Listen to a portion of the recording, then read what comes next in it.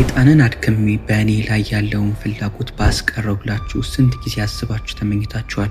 በስጋችንና በዓለማዊ ፍላጎታችን መጨመር ላይ የሰይጣን ቅመም ታክል ጣልቃ ገብነት ተጨምሮ ስንቶቻችን ጋር ነው አይደለም በቁማችን ተኝተን እንቅልፍ ወስዶን የዝሙት ፈተና የሚያስቸግረን። የዚህ አባት ታሪክ ግን ይለያል። የዝሙትን ፈተና ከኛ አንድ ደረጃ ከፍ ባለ መልኩ ተፈትነዋል። ሰይጣንም ከንዴቱ ብዛት የተነሳ በልባቸው ውስጥ እንኳ የእግዚአብሔርን ስም እንዳይጠሩ አድርጎ አዘናግቷቸዋል። ይህስ በእኛ ህይወት ተፈጥሮ አያውቅምን? ሰይጣንስ ከመነኩሴ ጋር ተቀምጦ ማዕድ ሲቋደስ አይታችሁ ታውቃላችሁ? ይህ ሰይጣን ግን መነኩሴውን ሲኦል ለማውረድ ሲል አብሮት እየሳቀ ተመግቧል። በዚህ ቪዲዮም ሰይጣንን ከእግሩ በታች ለመጣል ሲል ከእግዚአብሔር የሚሰጠውን ብርታት እንዴት እንዳገኘ እንቃኛለን። ይህ አባት ፍጹም መናኒ የሆነ መጻተኛ ባህታዊ ጰላሞን ይባላል። እርሱም ከተጋድሎ የተነሳ ሰይጣን እስከደከመ ድረስ በተራራ ላይ እግዚአብሔርን እያገለገለ በገድል ተጠምዶ የሚኖር ነበር። ይህ አባት በቀንና በሌሊት ያለቅስ ነበር። ከማንም ጋር ሳይነጋገርና ከቶ ሳይስቅ ለረጅምና ለብዙ ዘመናት ኖረ። ሰይጣንም የሚያስቅ ነገርና ጨዋታን ብዙ ጊዜ በላዩ ያመጣበት ነበር። እርሱ ግን ፈገግ እንኳ አይልም፣ ነገር ግን የሚተክስ ነበር። ክብር ይግባውና ልቡም በጌታችን ኢየሱስ ክርስቶስ ፍቅር የተመሰጠ ነበር። ሰይጣንም በእርሱ ላይ ተቆጥቶ የሚያድነው ሆነ። በአንዲት ቀንም አባ ጰላሞን የእጅ ስራውን ሊሸጥ ተነስቶ ሄደ። ሲጓዝም ሰይጣን ጎዳናውን አሳተው፣ ልቡንም መሰጠው እንጂ ያውቅ ዘንድ አልተወውም። ከ7 ቀኖችም ፍጻሜ በኋላ አባ ጰላሞን ከረሃብና ከጥማት ብዛት የተነሳ በምድር ላይ ወደቀ፣ ለመሞትም ደረሰ።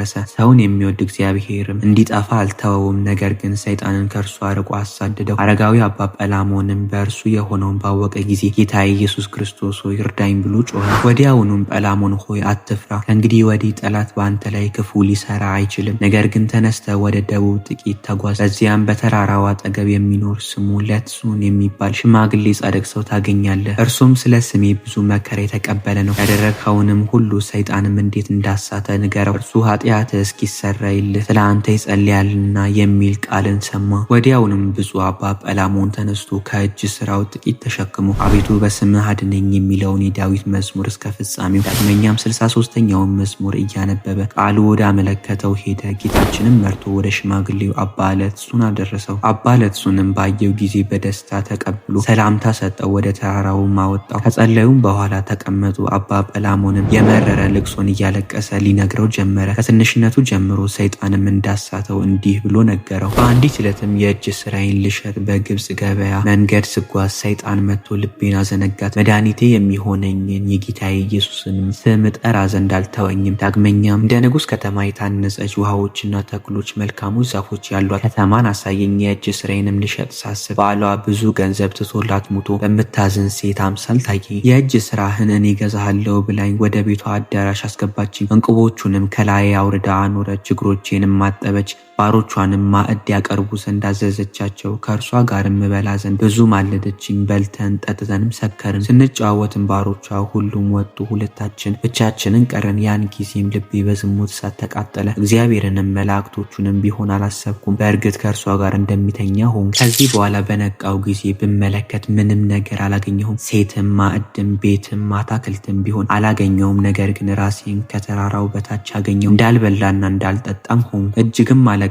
ሰይጣንም በሩቅ ቆሞ መጻተኛ ጰላሞን ሆይ ወዮልህ፣ እንደ ወፍ ላጠምድህ በአንተ ላይ በርትቻለሁና እያለ ሲዘብትብኝ አየሁት። ነገሩንም ሰምቼ በመስቀል ምልክት በላዩ አማተብኩ፣ ከእኔም ሸሸ። አሁንም አባቴ ለትሱን ሆይ በደሌን ይቅር ይለኝ ዘንድ ወደ እግዚአብሔር እንድትለምንልኝ በቅድስና ተማጽኛለሁ። ቅዱስ አባ ለትሱንም አይዞህ፣ እግዚአብሔር ኃጢአትህን ይቅር እንደሚልህ አምናለሁ ብሎ መለሰለት። ከዚህም በኋላ ተነስቶ 3 መዓልትና 3 ሌሊት ጸለየ።